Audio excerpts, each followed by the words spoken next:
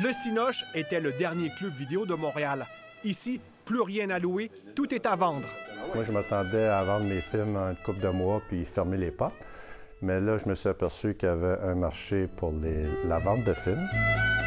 Dans cette caverne d'Alibaba, on peut mettre la main sur des films difficiles à dénicher depuis que les plateformes de diffusion en continu ont remplacé les clubs vidéo. Il y a des films qui sont plus trouvables nulle part, on ne peut pas les acheter, ils sont peu à vendre, puis ils sont plus sur les plateformes, ils sont pas sur les plateformes. C'est pour ça que les clients ne voulaient pas que je ferme. Parce qu'on a besoin de ce bijou. Roland Smith a inventé en 1963 l'expression cinéma de répertoire et lui aussi vend toute sa collection.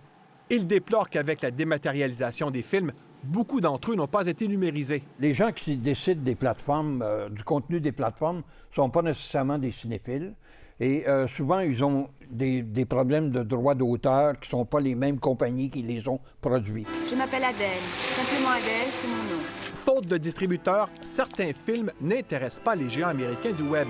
Heureusement, parmi les 1500 films québécois réalisés depuis les débuts du cinéma, bon nombre se retrouvent sur la plateforme Éléphant ou sur le site de l'ONF. Certains films français, comme Un homme et une femme de Claude Lelouch, ne sont pas disponibles en numérique au Canada, mais ils se retrouvent à la grande bibliothèque en format DVD.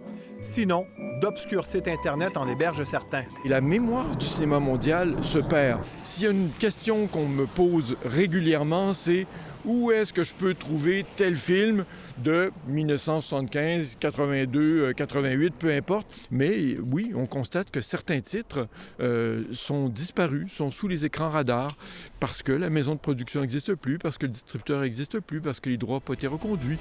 Tandis que les plateformes carburent aux nouveautés, le site Internet ouvoir.ca est d'une aide précieuse pour retrouver sur la toile les vieux films.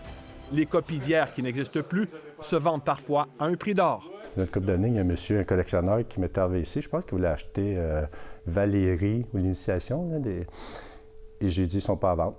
Il dit, je t'offre 100$ chaque. J'ai dit, OK. Roland Smith a passé toute sa vie à regarder des films. Il veut en faire un devoir de mémoire. Les cinéastes d'aujourd'hui vont dire « Hey, tu parles pas en ma faveur! » Mais moi, je veux dire, les grands classiques des années 50, 60, 70 sont imbattables.